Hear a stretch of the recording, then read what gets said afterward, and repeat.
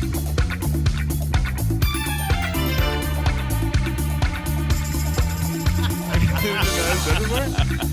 an expression. I bet Patrick Swayze's done a lot of podcasts. For sure he has. Less than Wilt Chamberlain. But who hasn't? Well, do you think Wilt ever or God. he just... We have to... Jesus Christ. This is unbelievable. So much sexiness in these podcasts. Yes, welcome to Bad Movies and Beer, a podcast. I'm Nolan. I'm Cooper. You think we should do that again? No, we're good. Today we are talking about Patrick Swayze because we just watched Point Break. Yeah, man, that wasn't the introduction I was going to do. I was going to ask you if you're more of a Johnny Utah or a f***ing Bodie. Who do you identify with more in that movie? Holy shit, it's probably got to be Johnny Utah, which saddens me so much because he's like a way less cool character.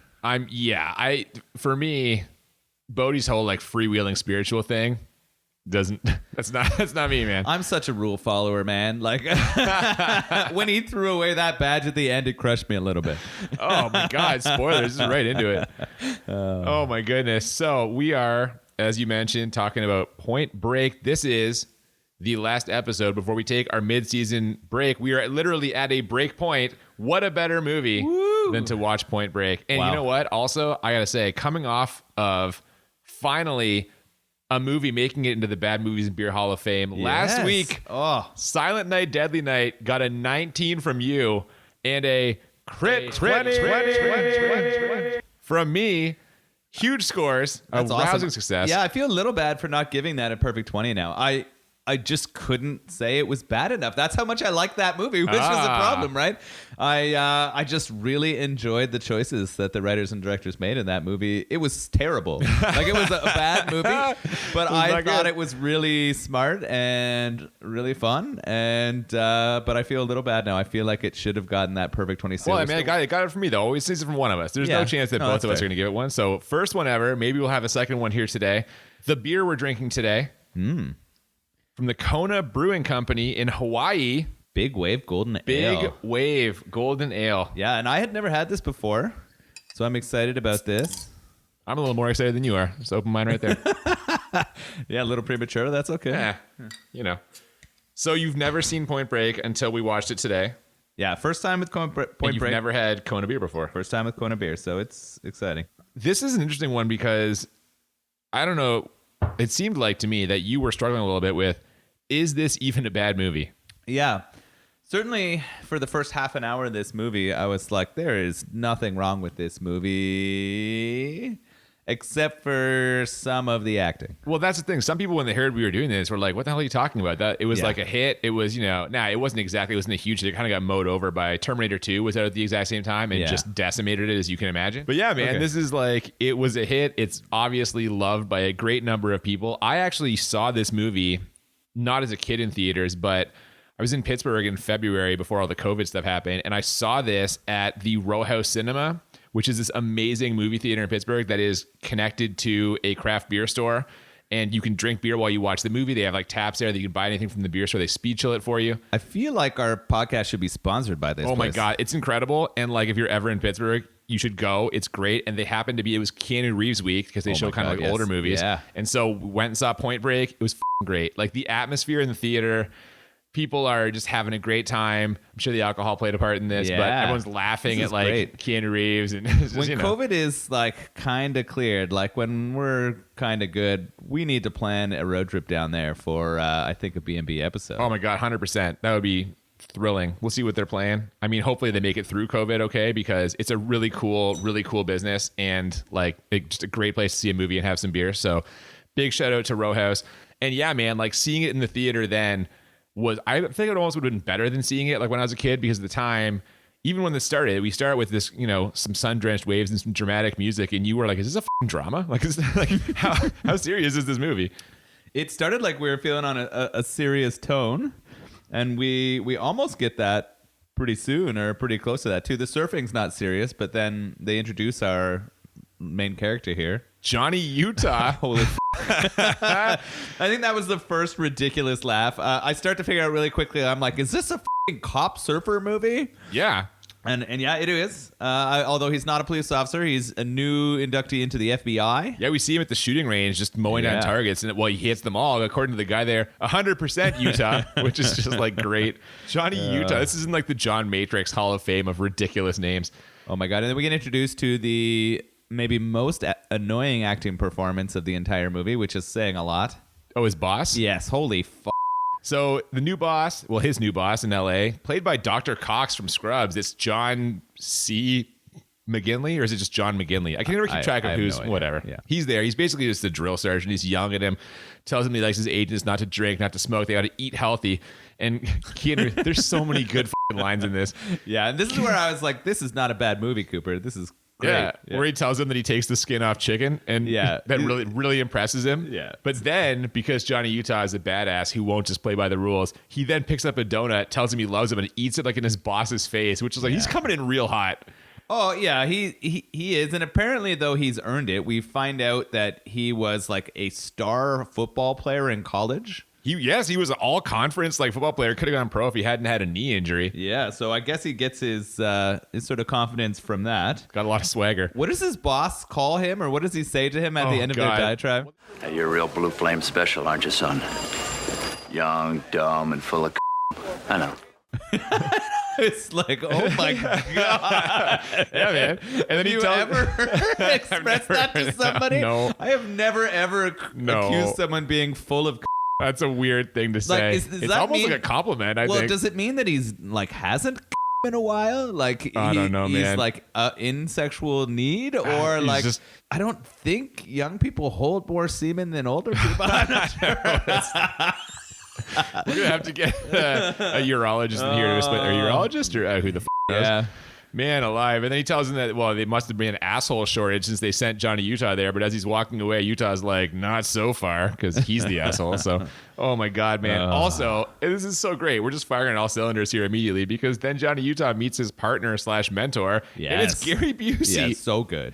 Angelo Pappas is the character's name. And it's Gary Busey. He's doing some diving training. He's blindfolded. And as he's blindfolded, he's ranting about this bullshit. He calls him a blue flamer also. Yeah. This new partner he's got. And as he's saying this, Johnny Utah walks up and hears it. Is like, oh, can you believe this shit? And he's like, I know. And then he realizes it's him, and they immediately bond. Yeah, of course. They were best friends for life instantly. Yeah. And from there, we cut to the first bank robbery that we're seeing of the ex-presidents. It's 4 dudes in president masks: Ronald Reagan, Richard Nixon, Jimmy Carter, and for some reason, Lyndon Johnson. Yeah, weird pull. I'm like, they don't have a Gerald Ford mask, because that would be chronologically. Yeah, it was a strange pull. I agree.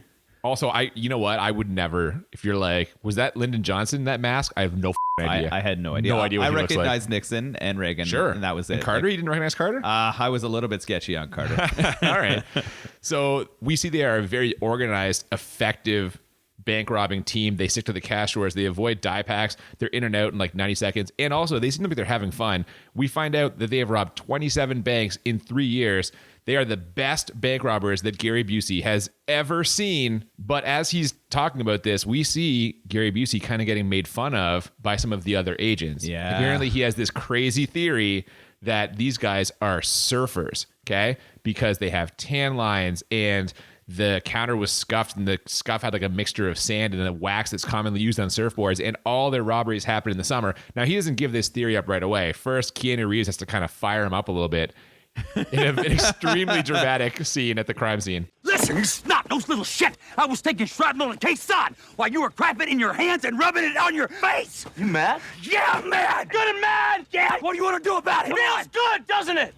Like you're still alive, right? Yeah! He does a you mad bro. This was the first... Yeah. I think this is the first time You Mad Bro ever happened was in this movie. Yeah, I can see that, yeah. And then Busey gets yes and then starts explaining to him the crime. Keanu basically figures that Gary Busey is a burnout. He's given up. He's kind of whatever. Yeah. But no, this gets them all fired up. They're going to catch these guys. And they celebrate by both pretending to surf and going, whoa! Oh, God. And neither can surf clearly at this point. No, they've got a plan, though. Keanu Reeves is going to go undercover, but first he's got to learn the moves. They figured, better to send him out than Gary Busey. Yeah. 45-year-old Gary Busey trying to mix it with the God. that Steve Buscemi 30 Rock fucking meme. Hello there, fellow kids. You know, where he's like, it would have been, I don't know. Yeah, This man. might have made for a better movie. oh God, it would have been a lot harder to take it seriously for sure. It would have been funnier Yeah, for sure. So he's gonna learn the moves. How hard can it be? Well, we get a smash cut to him just getting his ass kicked by waves. He's terrible. He almost drowns, but he's saved by a lady named Tyler, who is played by Lori Petty, who I assumed you would know from A League of Their Own, but no, surprisingly, you know her from Tech Girl. which is batshit crazy to me. Of I all just the heard her movies to voice know and I from. was like, yes, this is the woman from Tech Girl. And you've I seen was that so movie. excited. I own that movie. Oh my God, that's incredible. We can 100% watch Tank Girl. In fact, we will. I promise you now. We will watch Tank Girl because that's crazy to me Yeah. that you own and love Tank Girl. Yeah, that's awesome. Holy shit. That's going to be something. Anyway, she chides him for being out of his element. You know, he's going to get himself killed and, you know, he shouldn't be out there. He's a real amateur face. This comes up again later as well. It was hilarious when the two of them have their first sort of like conversation together. It's just bad actor meets bad actor, and Tears on the Water is playing in the background. I'm just laughing my ass off because that's what's gonna come. I feel They're like setting it, the right? tone, man, for sure. Oh, God. Later on, he watches her get changed and snags her license plate, runs through the old database, finds out that she's got a criminal background and her parents died, which he thinks is great. He can use this to get in with her. So sure enough, he finds her and tells her that his parents died and he did everything for them. And trying to learn how to surf, that's for him. And he convinces her to teach him. Yeah, and it's so hard to believe the story that he puts on that I can't believe she does, right? Like if it wasn't for the sake of moving this movie forward, she would have like just walked away from him immediately. But you know what? If she can do her own background check, a lot of his things are facts. Like he did go to law school. Yeah. He did play football, right? And if she True. can, and if we meet very sensitive people who recognize him as a football player. Yep. So it's going to lend credence. Like most good lies, it's built on a small amount of truth. So she takes him out to go learn to surf. She does, and he's not doing great. The next morning, people are laughing at him, but he and Tyler are bonding, and by the end of the day, he's learned some stuff. And also meet Bodhi, who is basically just like king of the beach. He's a surf god. We get the slow-mo of him just carving up these waves. She tells Keanu, that he's a searcher, and he is searching for the ultimate ride. I think she also describes him as a modern savage. Okay, yeah. It's like, holy cow. And yeah, they definitely try to build up the badassness of It's him just in this trailer movie. bait. They're just Oh my throwing God, out these yes. trailer Yeah. bait lines over and over again. The ultimate ride. So we go from him searching for the ultimate ride to a beach football montage in leather. Well, yeah. Oh God, I know. Well, it turns out he knows Tyler. Yes. Knows Tyler. Wink, wink. And as he's kind of meeting Johnny Utah, they're sizing each other up. Some of his friends, Bodhi's friends, are throwing a football around and they throw it in that direction. Utah makes a nice catch, which makes sense because he's a former football guy. Yeah. And we cut to, like you said, this night football action sequence. Half the guys are wearing jeans. A couple of them are wearing like leather vests. Yeah. And like Tyler's playing in her bodysuit. Of course, in this football game, Johnny Utah just shines. He's throwing these, great passes and chases Bodhi down. Now, sorry, when I say he's throwing these great passes, he's not good, man. He's not good. Well, they don't actually show any of the results of his throws. I think it's a lot of quick cuts. You were saying to me that they hired someone to professionally teach Keanu to throw a football. Yeah, apparently he can't throw for shit. He's and it awful. was a struggle, right? Yeah. Like it didn't happen. Like I guess the guy who they brought in to train him at some point just threw his hands up and was like, "You guys are gonna have to edit this shit." And that's what they do. So which is worse, is acting in this movie or is football throwing? Well, in this movie, it's his acting because they cut out the throwing. But I think in real life, it's probably a real tight competition. Yeah. So he shines in this game. Bodhi turns out knows who he is, recognizes him. And after that, and he kind of impresses the other surf guys there, he's pretty much in with that gang. I guess, college football in the States, pretty big deal. And so even though you'd think these surfer guys would be like, organized sports, that, they're all like, whoa, all conference. Like, Yeah. I don't know, maybe. It did get him an in. I don't know. He tackles Bodhi really hard, and it looks like they're all going to fight him, but instead they sort of stick up for him. Bodhi's down with it. Yeah. He's down with it. He got tackled by Johnny Utah. He's going to tell me about that for the rest of his life. The next day, Johnny Utah is getting yelled at by his boss. He brings his surfboard into the office in what is just a hilarious you to his boss. God. But they've got a lead because a hair from one of the robberies contains traces of elements that are found in waste spills that happen in certain beaches. And so if they get more samples of hair from different beaches, they can figure out which beach they surf at, because it turns out that surfers are territorial, see? Yes. So I didn't know that about surfers. Well, this is sweet. They start using science and surf knowledge to crack the case. They have to go to those beaches and start ripping hair from surfer dudes. Yeah. You get a little mini montage here. It's really just two scenes. They're very short, though, where both Gary Busey and Keanu Reeves, under the flimsiest of pretenses, like steal hair from surfers. Oh God, man. It's so silly. It's really bad. And Reeves is trying to put on his surfer dude persona as he's doing it. How is he so bad at that? It's so bad. You think he wouldn't have to learn to do it, but he talk normally. Can't. Yeah. Oh, jeez. Anyway, they find a match. It's a Latigo beach. I'm saying that correctly. Yeah, I think so. I love it. He's just like, oh, it's a good beach. Nice point break. They work in the title. I'm just like, yes, sir, we did it. There was a point for Love Cooper. when that happens every time. Yeah. So then we see that Keanu's out there surfing on this beach, trying to scope everyone out. He's not making any friends. We get the impression this beach is kind of a little bit out of his league, because he's kind of stealing people's waves and getting all crisscrossed. At one point, him and some other dude collide. So he's keeping his eyes open for a group within a group, but he doesn't need to look too far because they end up finding him.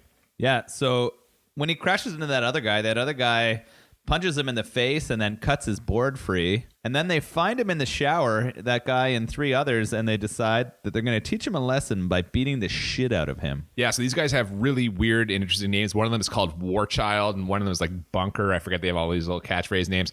But they end up getting a little scuffle here. He's getting his ass kicked. They're f***ing him up pretty bad. Oh, yeah. All of a sudden, Bodhi saves him, tells him to back off, and they don't really back off, so they get in a fight anyway.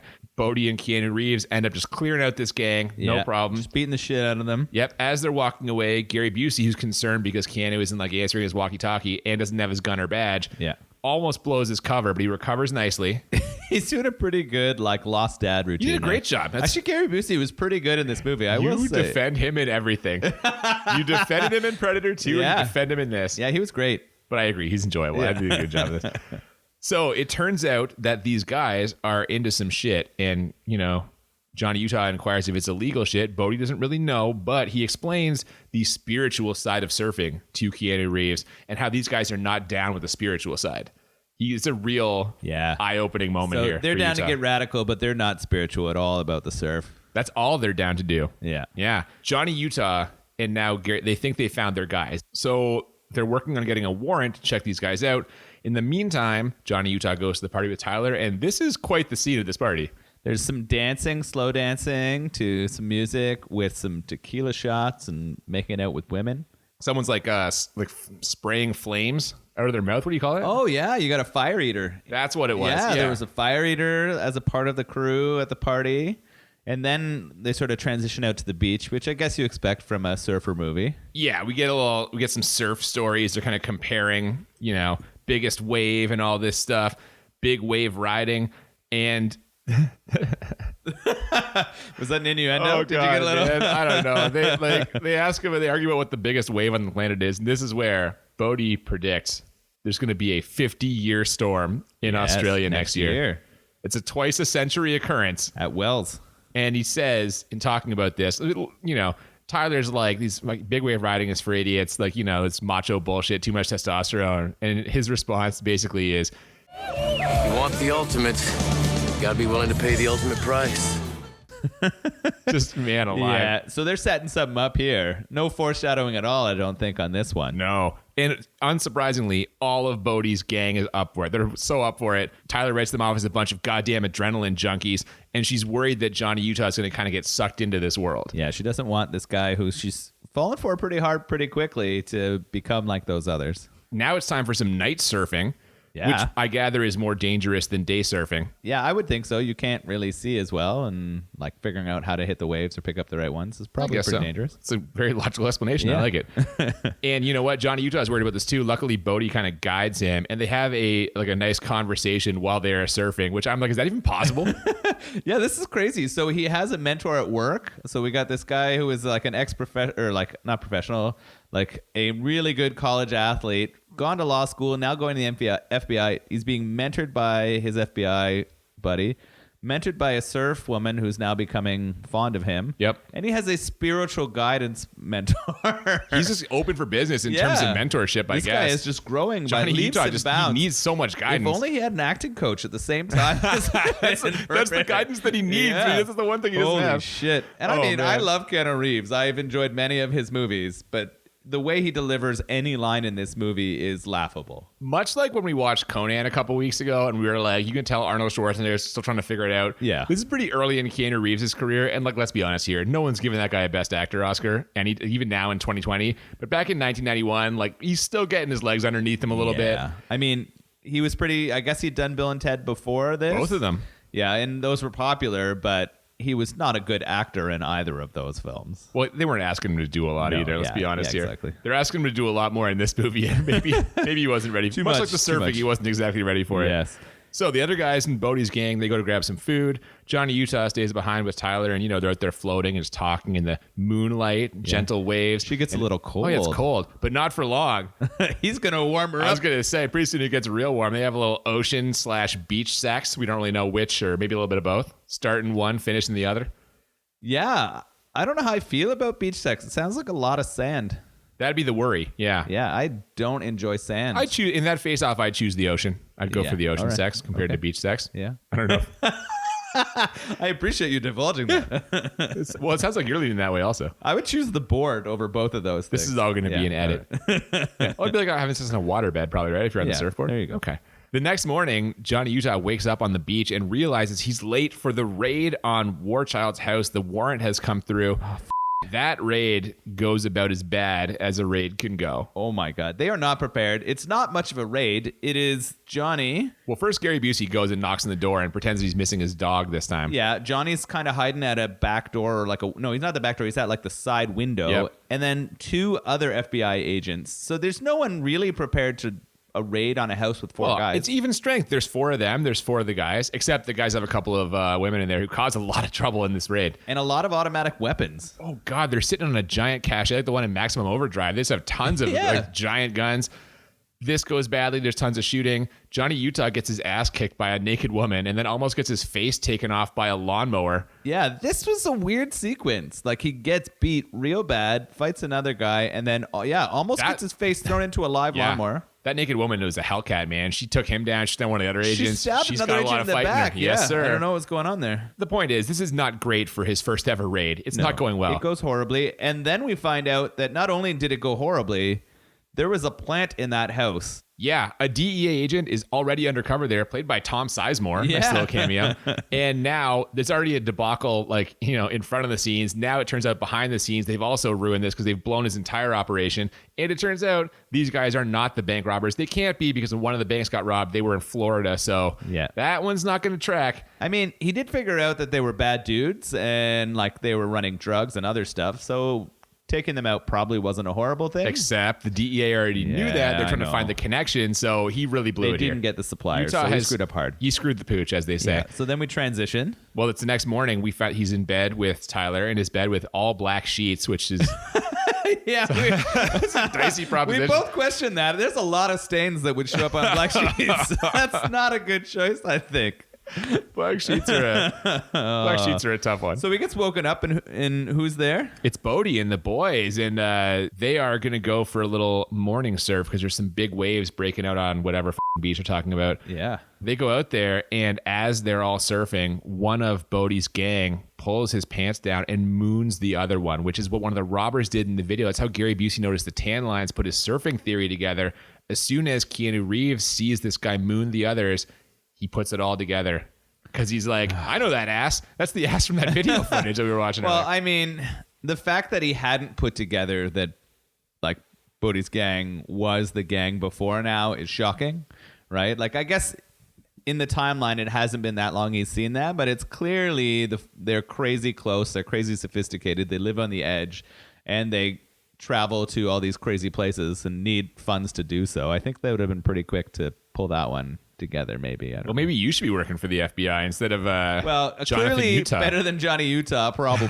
But so now what? He really grapples with this. He really struggles. A lot of consternation on the face of Keanu Reeves as he battles with this new information. He has to tell Tyler that he's got to go. He's forgotten an appointment with the client, and he runs away. He just sure does. We find out that he tails these are Bodhi. good beers, huh?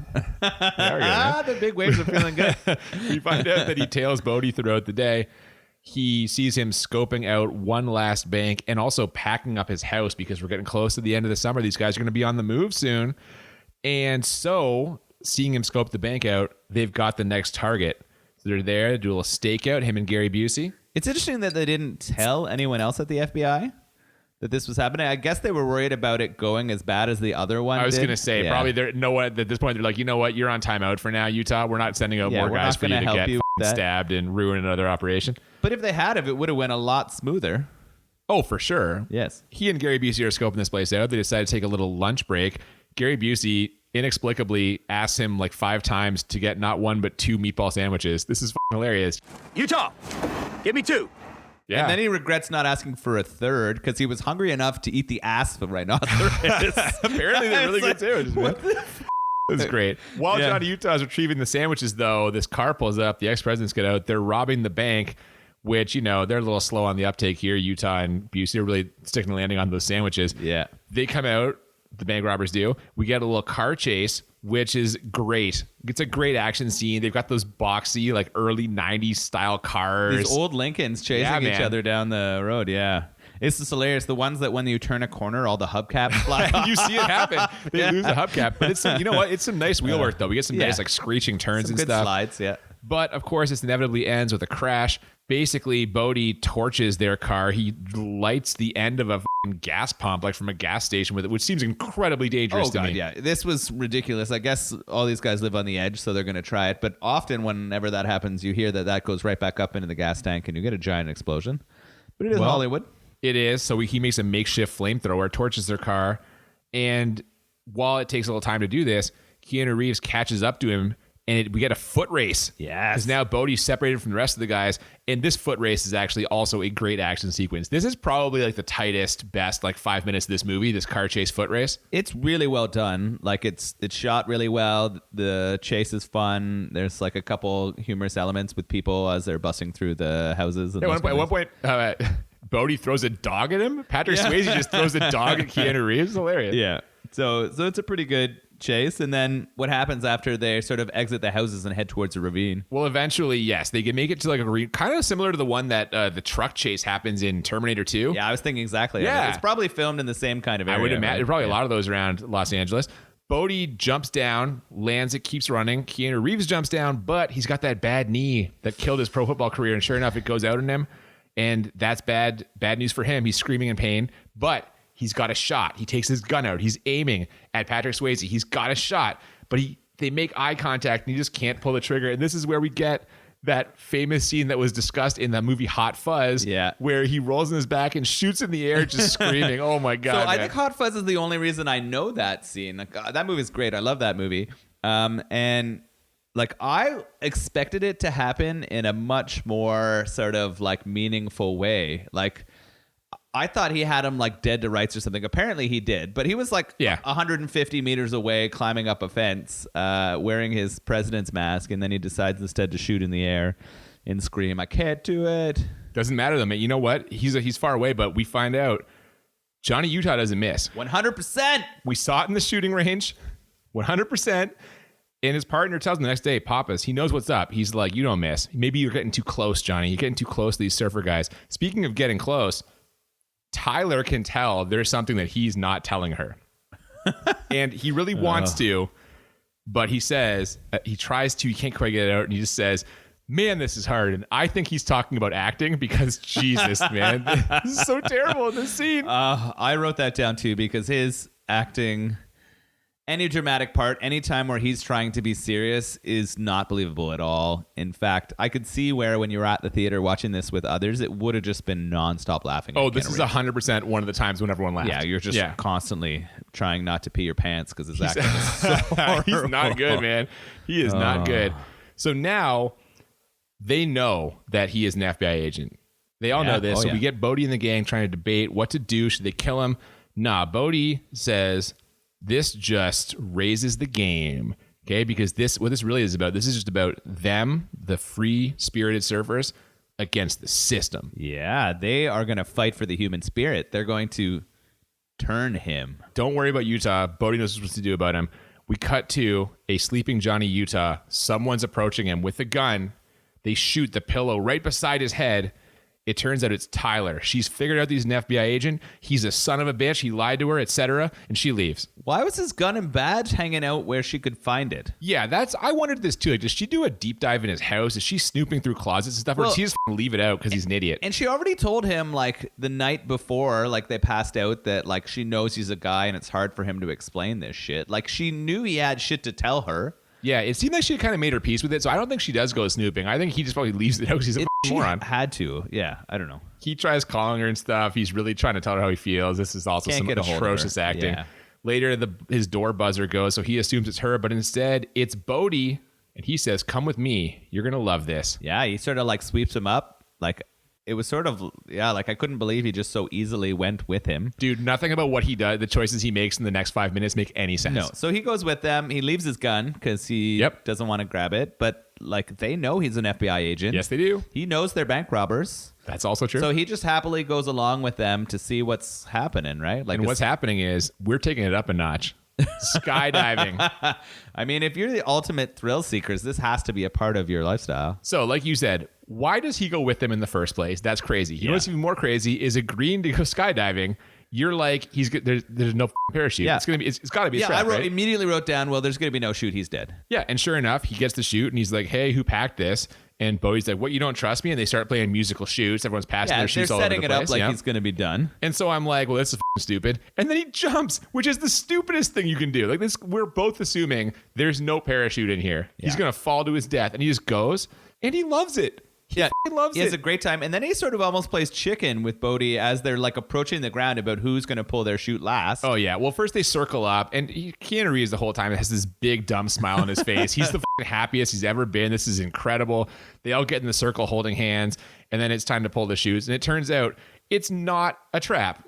He pulls a chute, and the chute comes out. They just wanted to take up skydiving. Also, they're having conversations this whole time, which I wasn't sure about the surfing. I'm 100% sure about this. This is impossible.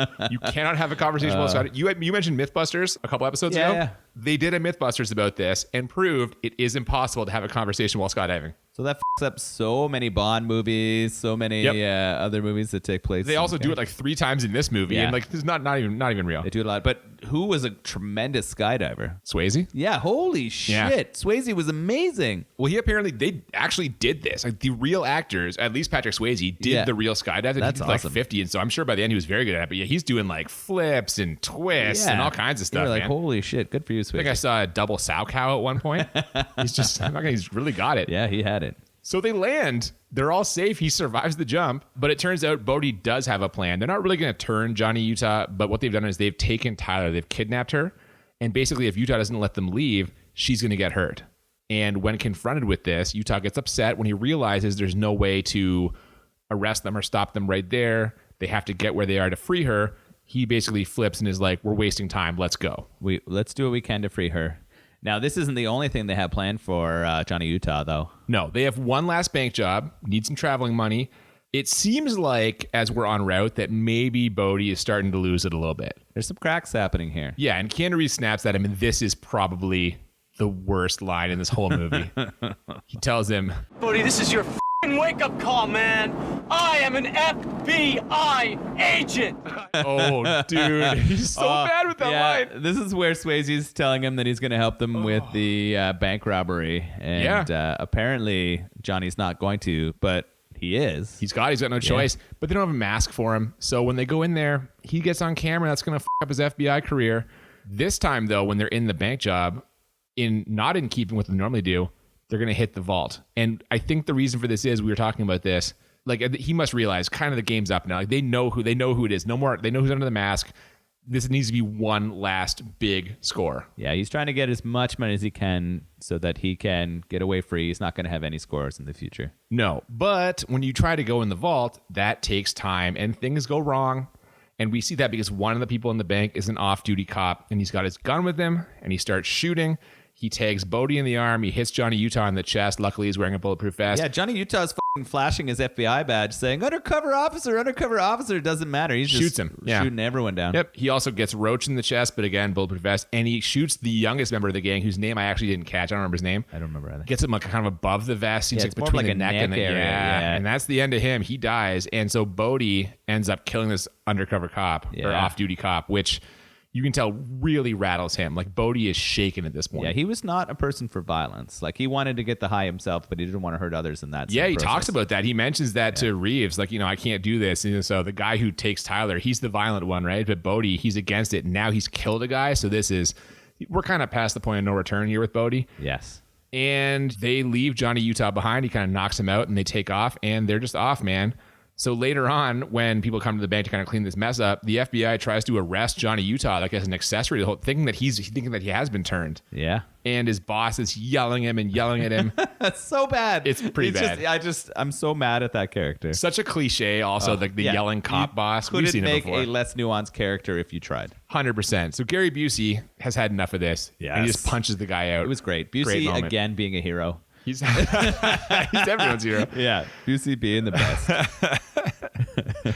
So now they're off. Busey and Johnny Utah are trying to catch up to this gang, and they do. They catch up to them at an airfield, but this quickly goes south also. This goes south almost as fast as that raid on Warchild's house does. Gary Busey gets shot and eventually killed, but before that happens, he kills another one of the gang whose name I also don't know, the guy with the mustache. He was Jimmy Carter, I think. Yeah. And he severely wounds Roach, the guy in the Nixon mask. Yes. Bodie ends up grabbing Johnny Utah and throws him in a plane, and they are airborne. They are flying to Mexico. With injured Roach. Oh, sure, because he's not dead yet. He's just injured. Not dead yet. Yeah. So they're airborne, and if they're in a plane, you know what that means. We're going to have more skydiving. I was like, are we really doing this?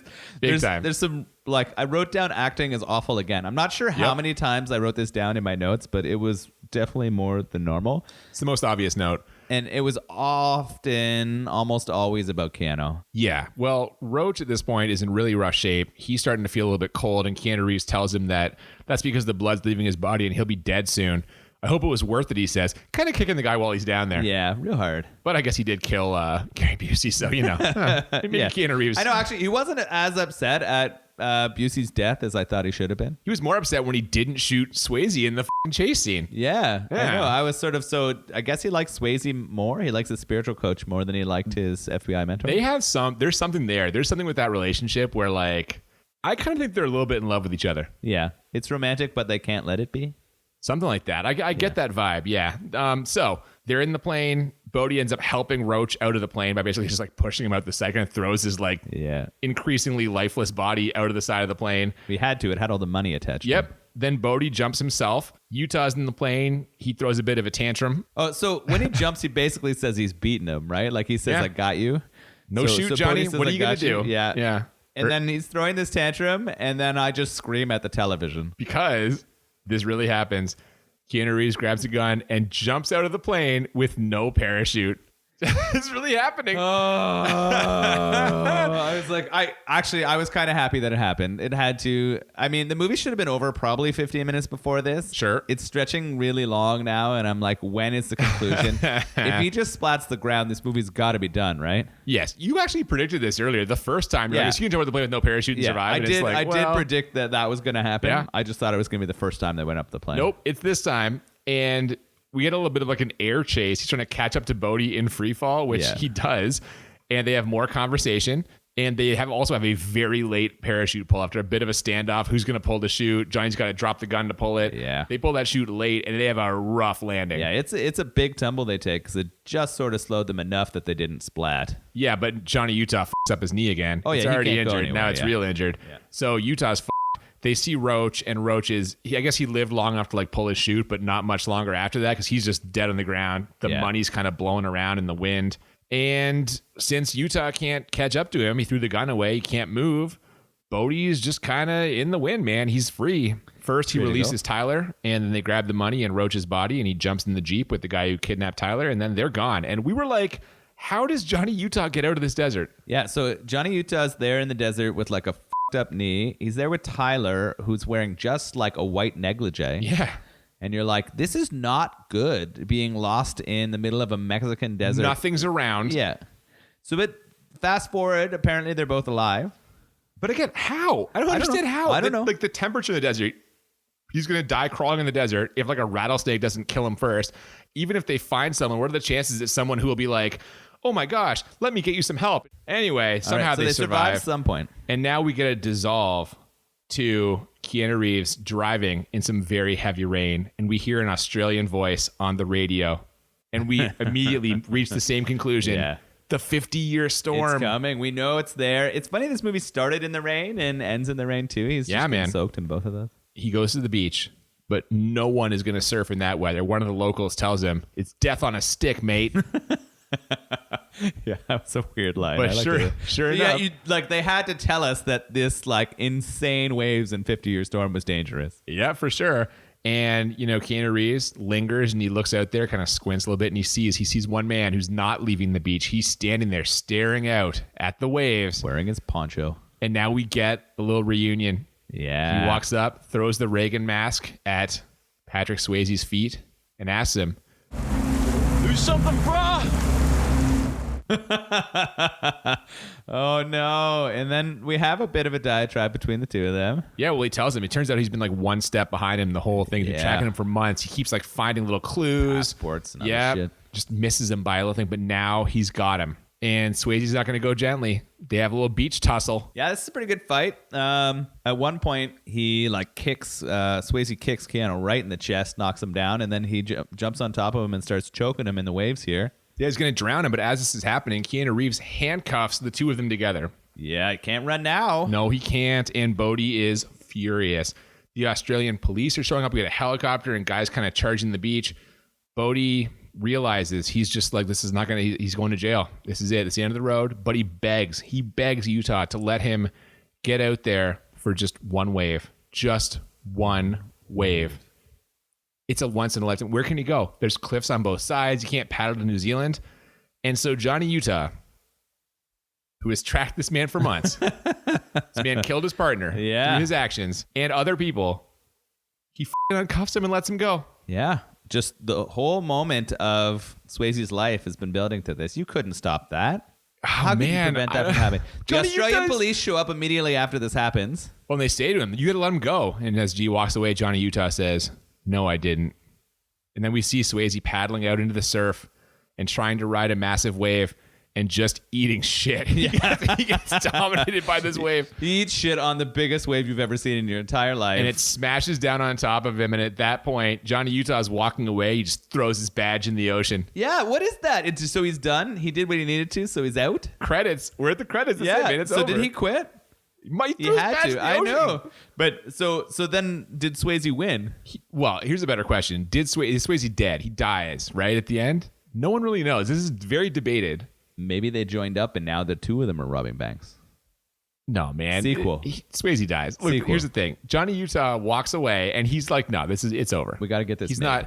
not. The Australian police will get him when he comes back in. He's like, he's not coming back. He's done. He knows. You can't surf a wave that big. I mean, he did say he couldn't live in a cell, he couldn't be caged. He would rather die than be there. So they are suggesting that he dies. 100%. Sure. I think they want us to believe he's dead. Now, I have friends who believe they just want to believe that he lives. Yeah, they want to believe that he's out there somewhere surfing, at one with the universe. I'm like, nah, guy, he's dead. fair. He was the hero. Stop it. After Gary Busey. Gary Stop Busey is it. definitely hero Johnny number one. Utah is the hero. No. What about Tyler bravely navigating her way through difficult relationships after the tragic death of her parents? No. I People think they love want you to Bodhi. like People they want you to love like Bodhi more. He's a lovable guy. Yeah. Until he kills a bunch of people and gets his own dudes killed. He didn't want to. But he did. That fucking cop and that, if he had it just laid there like he was told to by the security He was guard. playing a dangerous game from the jump. Yeah. Our debate is exactly what everyone debates. You said at the beginning you're more of a Johnny Utah. Stop it. I definitely am. Except you would swim back in and grab the badge and come back and polish it up. Exactly. I wouldn't have been able to quit. I would have had to have tracked him down and seen him go away, but I would not have been able to throw away my badge. There's no way. Would you have uncuffed him though? Would I have uncuffed him? Yeah. Yes. I wouldn't have. Well, he shouldn't be. He should be in jail. Yep. For sure. But if that was my spiritual mentor, it would have been cruel to see that guy live in that cage. Your spiritual mentor killed a guy, man. He killed a bunch of guys. He killed some guys, yeah, and he was responsible for a lot of death. It's true. He robbed You want to go home 30 to that plus, cop's family and tell him, yeah, I had the guy that killed your father, but I let him go. I drowned him. Did he, though? Yeah, he's fucking done. We'll never know. Anyway, this movie is fucking done, and I don't know, man. Like, I've seen this before, obviously. I love Point Break. It's tremendous. Yeah. There's so many good lines in it. What a way for us to go into our break. Exactly. That was a good choice. This will be a that. fun one to do. So, Some good big wave. we'll rate it now on a scale of 1 to 10 for how bad it is. I'll start.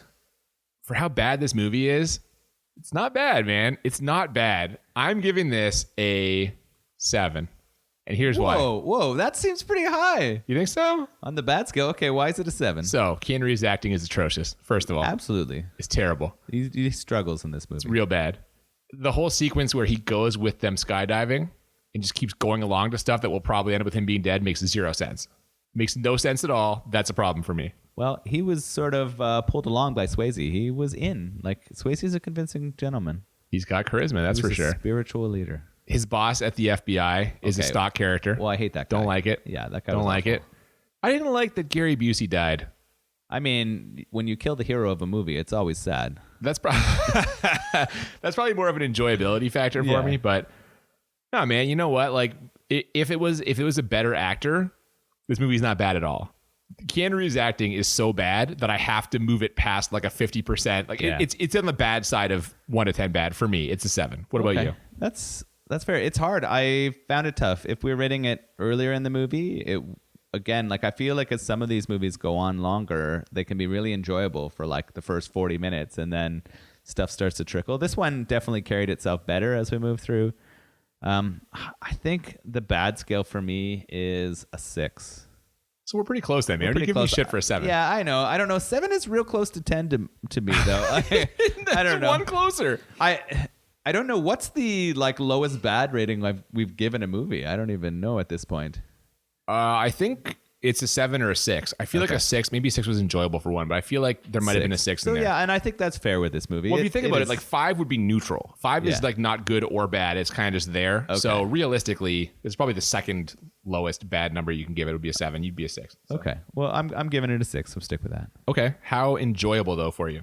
Good question. I can't even believe you're thinking about this. Yeah, My answer is automatic. You got it right now. You give it out. We're gonna break the way this usually goes. Yeah, though. Usually, you know it. It's a 10 for me. Wow. This is a super enjoyable movie. Even the part, I know you said it was a little long, and 2 hours is a little long, but there aren't really, if you ask me a point where it drags, I can't really tell you one. I feel like the ending dragged. I feel like there were lots of times they could have closed out the storyline between the surfers and the FBI figuring it out much earlier. Like I feel like if they had have ended it right after the bank scene where they figured out it was them, I would have been okay with that. The extra stuff behind it, the like taking him skydiving again, and some of that other shit just pushed that kind of further for me. I still enjoyed it. Okay, wait. Here's my counter argument to what you just said. Yeah, okay. I'll let you go. It takes such a long time in the movie for Keanu Reeves to realize that Swayze's the guy. Yes. And once he does, But he should have realized like way earlier. well, in the no, movie. we can say that as the people who are watching the movie because we know this is all like clearly it's him because otherwise what's the point? If it's some random no-name actor that they find in the first like 40 minutes, of course not. Like, so we know that's the way it's supposed to go. Once he finds out, then we get into the interplay, the real nuts and bolts of whatever the hell their relationship is. We still where don't like know. they're struggling to. Yeah. There's a strong romantic element, I feel. Yeah. Well, and that might be why he let him go. Yeah, maybe he doesn't Right? want to see him caged. You couldn't see him caged. Yeah. Whether it's a romantic ideal or a spiritual ideal, like he wants him to kind of be free. I don't know, man. Like those, I get what you're saying. And when you meant like the first scene I thought of was the second. Do we need another thing of skydiving?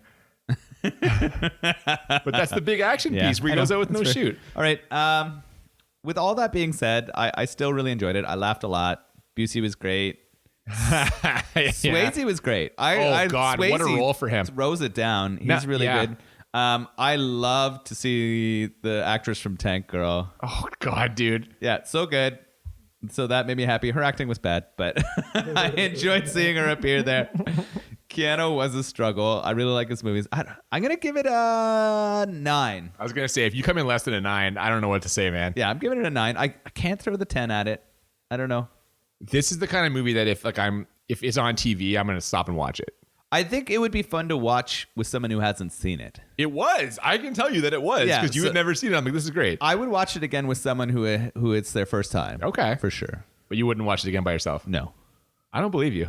I think I'm calling you out. That's bullshit. There's no way. I don't know, maybe, because I love the Gary Busey. Yeah. So maybe. And Swayze was amazing, too. I would say, as a heterosexual man, I'm probably getting some disagreement from different people, like women out there maybe disagree.